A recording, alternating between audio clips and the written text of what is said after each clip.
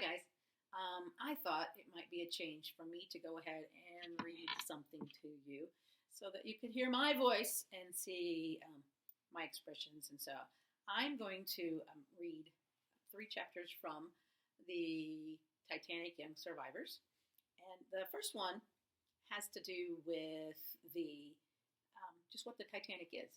So I thought it would be interesting for you guys to hear me read those, and we could talk about it and all that good stuff. So, if you are ready, then I'm going to give you the background information. Then, hopefully, after reading this, you can understand a little bit and make inferences about the type of people that traveled on the Titanic and the ones that were in first class, second class, third class, so that you could understand it a little bit and that momentum, that monumental time in history, if you kind of understand that. So sit back, relax, and listen to The Titanic by Allan Zullo.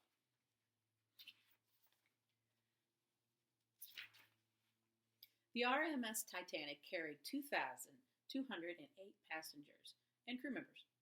Among them were 195 unmarried young people between 10 weeks old and 17 years old. Sadly, less than half of them, only 86, survived.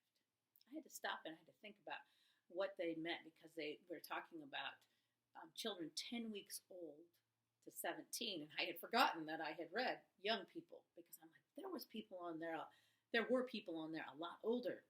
So I had to stop and think about that. And we do that when we're reading sometimes. We have to go back and have to reread to see what we're talking about. So hopefully we'll stay on that. There's a fascinating story about each kid on that ill-fated ship. And you think about it, that there were 195 young people and only 86 of those survived. So, that's less than half. I wish I could write something about every one of them, but of course that's not possible. Instead, I have written 10 stories that reflect what happened on the terrible night of April 14th through 15th in 1912, as seen through the eyes of children. All had their own unique experience depending on the class, first, second, or third, and the lifeboat they were in. 2 teenage survivors never even made it into a lifeboat. Jack Thayer, the youngest person to leap into the frigid water and live, clung to an overturned, sinking lifeboat throughout the cold night. From that sentence, can you stop and you think about frigid? You might have heard the word frigid before, but most of the people didn't survive if they ended up in the water because it was so frigid. And then on that sentence, it continued and it says, that cold night. So think about, what do you think frigid means? So did John Collins, the youngest crew member to survive, after he was swept off the Titanic while trying to save an infant. There's a picture of the Titanic. I don't know if you can see that very well, but if you look, that's kind of interesting. I'm sure you can't probably read that very well, but I thought you needed to see that a little bit. Kids like 12-year-old Ruth Becker showed remarkable courage in the ship's final moments. When she saw her mother and little brother leave in a lifeboat without her, Ruth refused to panic and managed to save herself. Many young people boarding lifeboats faced heartbreak, waving goodbye to their fathers, who remained on the sinking ship. 11-year-old Billy Carter wept when he was forced to leave his beloved dog behind before the dog was allowed into the lifeboat. Can you imagine getting on a lifeboat and not knowing what was really going on and being separated from your family, not knowing where they are, and whatever else was going on, all the chaos and the screaming and the crying and the yelling and the coldness in the middle of the night, and being separated and not knowing what happened to your family, and knowing that if your father was there, you had to stay behind. It was just a traumatic moment. Just think about the things that those children lived through. Some young survivors had rather bizarre experiences on board. 15-year-old Edith Brown heard ominous premonitions from passengers and family that the ship was doomed. So ominous, kind of hard for me to say sometimes, premonitions. And you talk about ominous, it's that whole big dark night and everything going on. when you think of something ominous, it's frightening, overpoweringly scary. So that's kind of what ominous is, a big word. Premonitions has the word pre. So you think premonitions, and that has to do with when you have a preconceived thought or idea, and actually kind of like a prediction that is, a premonition is like seeing the future. And I don't know but some people felt like they saw this coming. Because this tragedy happened back in 1912, no survivor is still alive to talk about it. The last remaining survivor, Milavina Dean, who was only 10 weeks old at the time the ship sank, died in England in 2009 at the age of 97. So for this book, I read hundreds of newspaper and magazine accounts, the official transcripts of U.S. Senate and British Commission hearings on the sinking of the Titanic, oral histories and memoirs from survivors, and books about the disaster, as well as watched videos of survivor interviews. In addition, I relied on information supplied by relatives of survivors. The Titanic Historical Society, the Titanic Museums in Branson, Missouri, how many of you been to that one? And Pigeon Forge, Tennessee. That one, have you ever made it to that one? And websites devoted to the Titanic, especially encyclopediatitanic.org, Titanic.com, Titanic1or.org, Titanicinquiry.org, and rmstitanic.net. The author, Mr. Zullo, is giving you where he got his information. So it's always very important to figure out where the information comes from so that people can check up on your research. From all this source material, I've tried to piece together an accurate accounting of the experiences of young survivors. The dialogue, which has been recreated, is based on their own recollections, but there is a margin for error. At hearings in New York and London, passengers and crew members sometimes gave conflicting testimony. Even basic facts such as the number of people aboard the Titanic and the number of those saved have been in dispute to this very day. Stop and think about it. Point of view. Perspective. That has to do, you and I see the same thing, but we're coming from a different point of view or perspective. So our retelling of what happened can be totally different. And even though it's the truth in what we remember and what we saw, it may not be as accurate as it really was, or it may not be the same truth that someone else saw. Just our perspective and point of view. But that's very natural. It was unusual for a survivor to give slightly different versions of his or her account of what happened. Memories over time occasionally grew fuzzy. In some cases, mistaken beliefs were repeated so often they turned into myths that have survived for decades. Part of the blame lay with the sensational newspaper coverage back then. Reporters were notorious for exaggerating the truth. Notorious. So if somebody's notorious for exaggerating the truth, notorious has to do that they are well known for that. They do that over and over again. And for making up facts solely for dramatic effect. So sometimes they'll say something happened when it didn't really, and they'll add to the story. For example, Connor and I read about the Chicago fire, and with the Chicago fire, some reporter wrote that Mrs. O'Leary's cow started the whole fire, and he thought it would be more dramatic, and people would feel it would be some more newspapers with people putting a person or an animal in charge of that tragedy. So Mrs. O'Leary suffered for that for the rest of her life because people blamed her for the big fire that destroyed Chicago.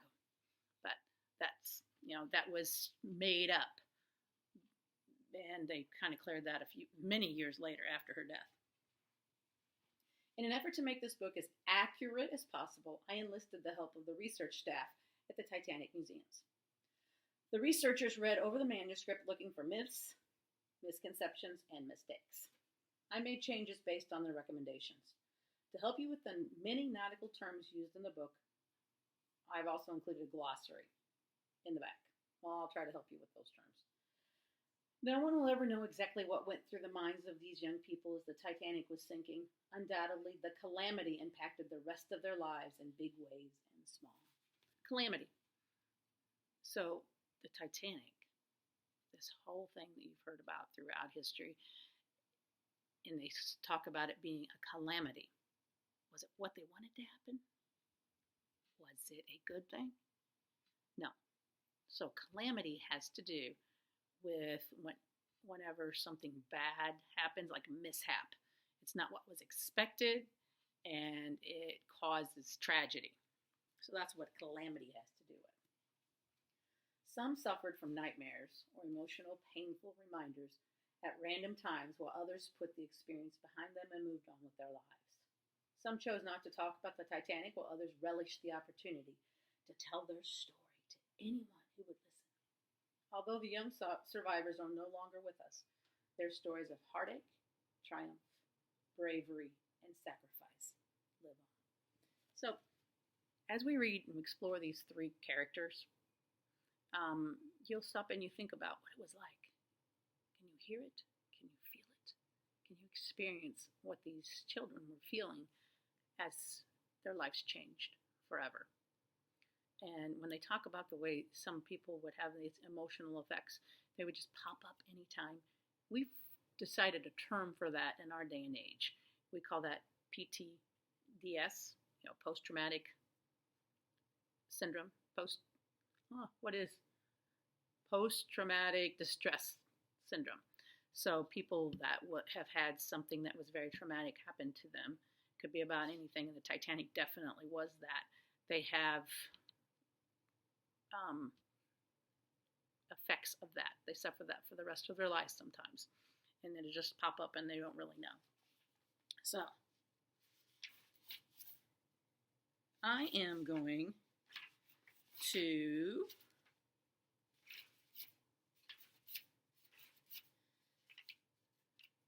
before I read about the survivors, I'm going to read the introductory chapter that kind of tells you a little bit. I'm going to skip through it and kind of just read you some of the information that has to do with what the Titanic was.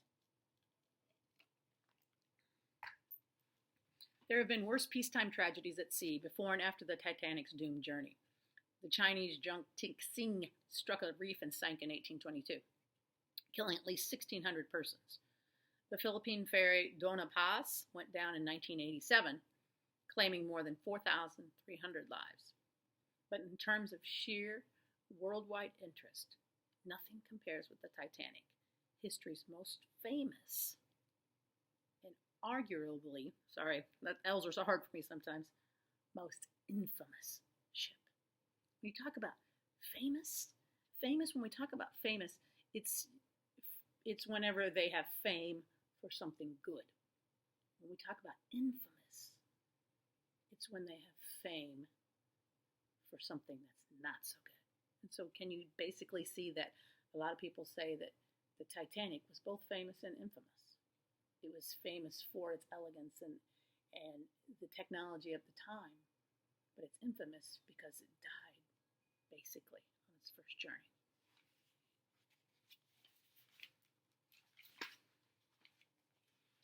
On April 10th, 1912, the majestic steamship set off on her maiden voyage from Southampton, England, bound for New York City with 2,208 passengers and crew members on board. She stopped in Cherbourg, France, and Queenstown, Ireland, before heading out into the Atlantic. 4 days into the crossing, 4 days, at 11:40 p.m., the ship struck an iceberg. Less than 3 hours later, at 2:20 a.m., April 15th, she sank, taking the lives of an estimated 1,502 passengers and crew members. Reportedly, only 712 people saved, and out of those 712, only 86 were children. On so many levels, disaster stunned people around the globe. The sinking was simply unimaginable. During the construction of the Titanic and her sister ship means they're made by the same shipbuilding company, similar designs. The Olympic, her British owner, the White Star Line, published a 1910 publicity brochure boasting, "As far as it is possible to do so, These two wonderful vessels are designed to be unsinkable. A major industry publication called her practically unsinkable. But by the time the Titanic was ready to sail, the general public ignored the word practically and believed the ship was truly unsinkable. The Titanic was the technological, gotta sound that out a little bit, marvel of her time, the largest moving man-made object in the world. She was 802 feet, 9 inches long, the length of almost 3 football fields. Put those back to back. That's not as big as some of the ships today, but at that time it was monstrous. And 92 feet wide, slightly more than the major league distance from home plate to first base.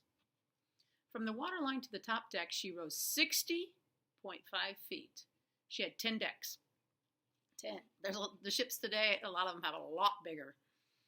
The boat deck, that's the top one.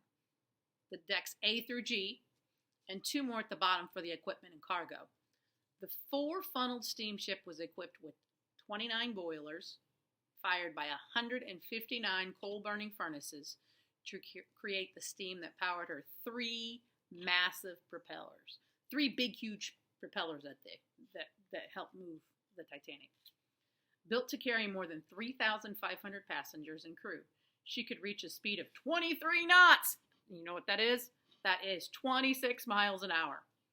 And make that Atlantic crossing in 1 week, 7 days. An amazing feat back then. She had a double hull and 16 watertight compartments that were designed to keep her afloat in case some of them were breached. It means in case some of them were breached. Breached means basically some of them were breached, or that some of them were taken over, basically. So it had 16 watertight compartments. So it's basically the water would flow in and they would stop them from going out. So and they said that they could stay afloat. That's one of the reasons they thought it was unsinkable, because it had 16 of these. And double hull, it's like double layers. So the hull is the body of the ship, so it had like a double layer, like a 2-pane window. While most people lit their homes with gas lanterns, Titanic had electric lights in all the cabins and electric heaters in all first-class staterooms. First class, that's where all the rich people were. Her wireless radio was capable of transmitting messages up to 1,200 miles away, depending on the weather. She had a 50 telephone switchboard, a state-of-the-art hospital on the ship, and 4 elevators for the use of first and second class passengers. So do the third class passengers get to use the elevators? No, they didn't get to do that. They were the poorest of the people traveling. When it came to luxury, the Titanic couldn't be matched. Her public rooms were adorned with ornate wood-carved paneling, elaborate glass domes, works of art, and the finest furnishings. So if you didn't know what luxury meant when it's talking about all of those special, elaborate things that cost a lot, luxury has to do with the finest of things, the finest the money can buy, basically. She featured a heated swimming pool, a fully equipped gymnasium, a regulation squash court, which is kind of a game similar to racquetball, a Turkish bath, fancy name for a sauna, a dark room for amateur photographers. That's pretty elaborate. They would develop their pictures because they didn't have digital like we do. Gourmet restaurants, barbershops, libraries, and lounges. The accommodations were as good, if not better, than most hotels of that era. She was an awesome wonder at the time when Americans were trolling incredibly hard just to make ends meet. In 1912, the annual salary for the average worker was $850. Annual means for the whole year. So for the entire year, they got $850. Many children worked in cotton mills, factories, and coal mines for pennies a day. You heard me right. children worked. That was not uncommon, that they had a lot of child labor at that time. So kids didn't all get to go to school. Some of them had to start working, and so they would work for pennies a day. And they would do some of the worst jobs. They said that they worked in the factories, the coal mines, and cotton. Horse and buggies shared rutted and muddy roads with automobiles, like the Model T Ford, which was becoming affordable for the working class. So cars were just now kind of becoming something that people could buy. To travel long distances, people took a train or a boat. Airplanes were flown mostly at air shows and for the military, because they were pretty new too in 1912. 5 months before the Titanic's maiden voyage, the first plane flew from coast to coast in 84 days. Few people had telephones, so they communicated by writing letters or going down to the local telegraph office. For entertainment, they went to the picture show to watch silent movies or to the theater to see live variety shows called vaudeville. Back then, the Titanic represented the latest achievement in engineering, technology, science, and even the arts. She symbolized progress and mankind's constant quest to create the biggest and best of everything.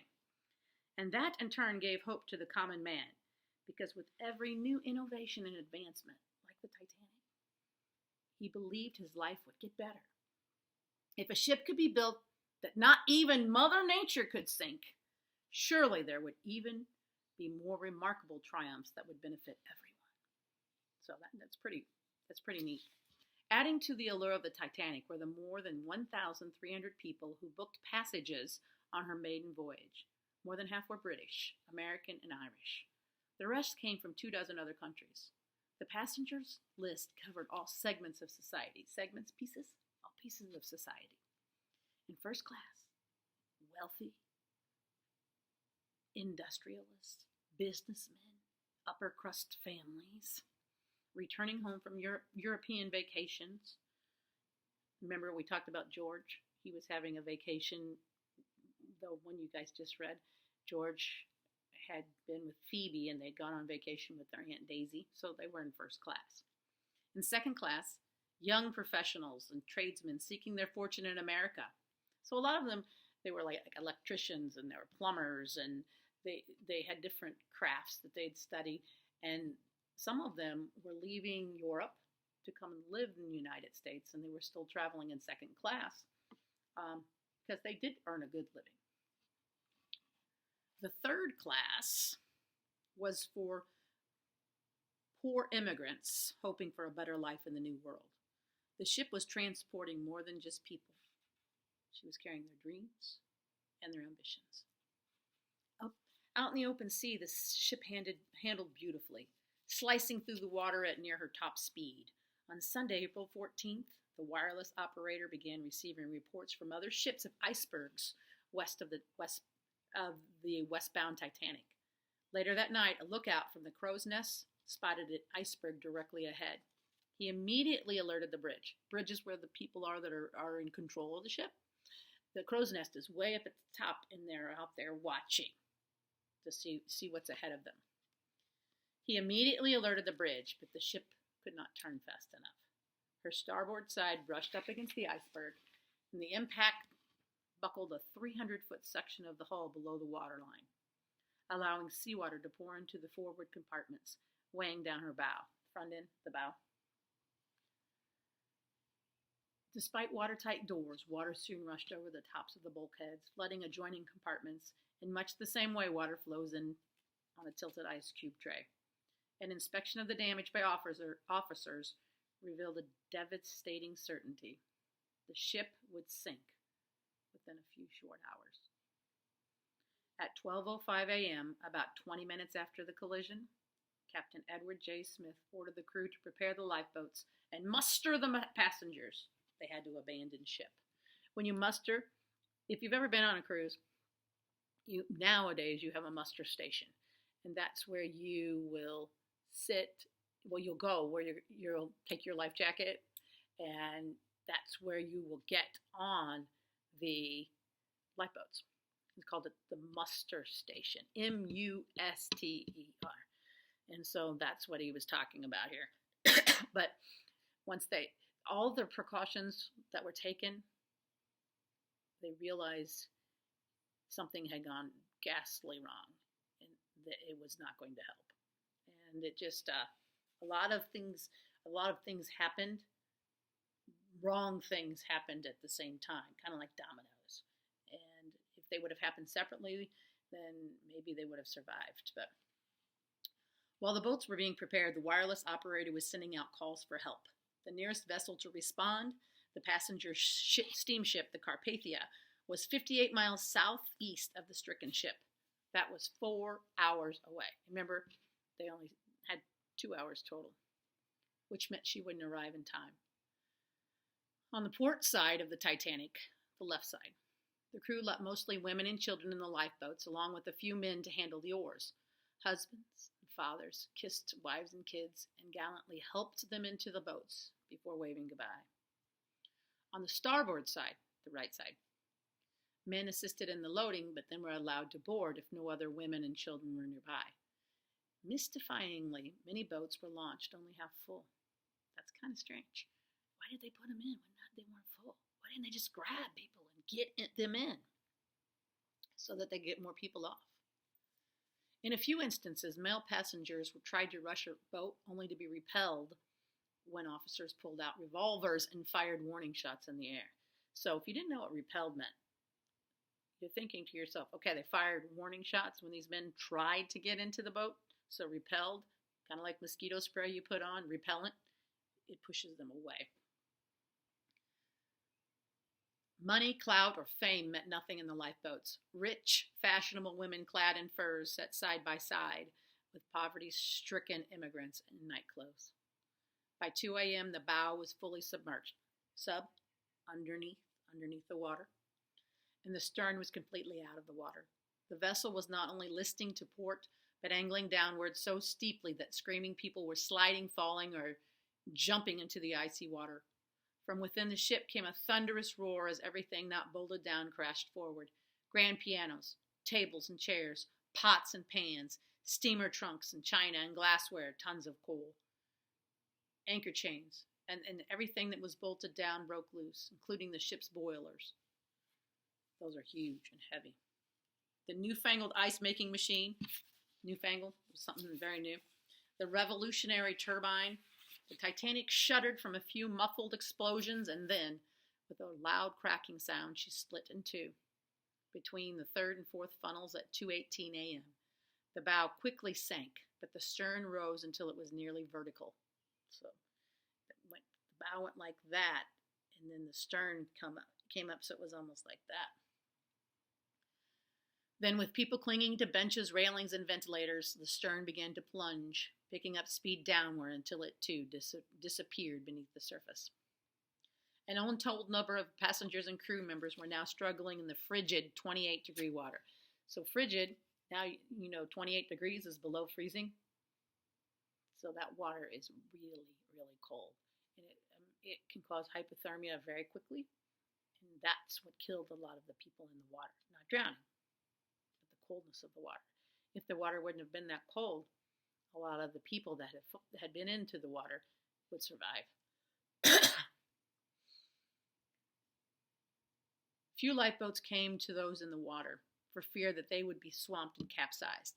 And so one by one, nearly 1,500 poor souls took their last breath, mostly dying of hypothermia, the loss of the body heat. The Carpathia arrived shortly after 4 a.m. and began picking up those lucky enough to have been in a lifeboat. The wealthy lost their valuables and their money, things that could be replaced with insurance. The poor lost everything they owned but the clothes on their backs. And many lost husbands and fathers. Once the massive loss of life became clear, the White Star Line chartered the cable ship, the C.S. Mackey Bennett, from Halifax, Nova Scotia, to retrieve the bodies. So you just think about that. There was a whole ship that was sent to pick up the bodies in the water. And at first, they would sink. At one point in time, they would sink, so they wouldn't always be able to recover all of the bodies. She and other ships eventually recovered 333 The remaining victims were never found. More than 60% of those in first class were rescued compared. So 60%, over half of people in first class were rescued. So why do you think that? And if you think of first class, their decks were up higher, and they were closer to the boat decks and the way to get out. With 42% from second class, a little bit less than half, and only 25% of the third class people being saved. Think first class, they're up higher, the top decks. And then the second class, they're a little below those, but those were both near the half. But the third class people were in the bottoms, like we are in sixth grade. We're in the basement. So it's like the first class would be the eighth graders. So most of those would have been able to get out.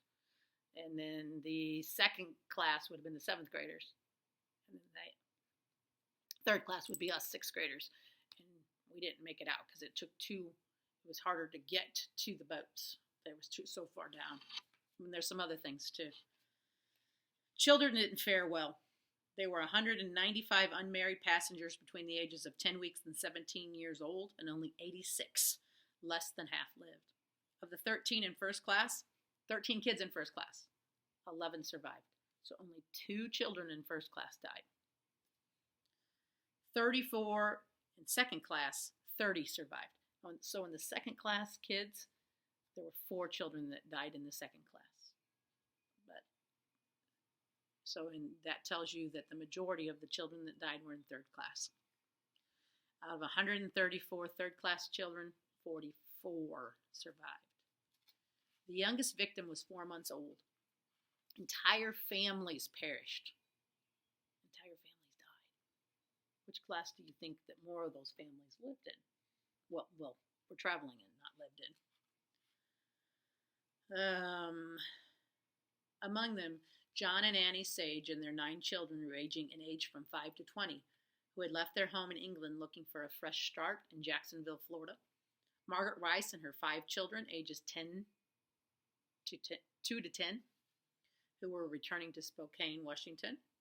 And Swedish farmers Anders and Alfreda Anderson and their 5 children, ages 2 to 11, who were on their way to Canada.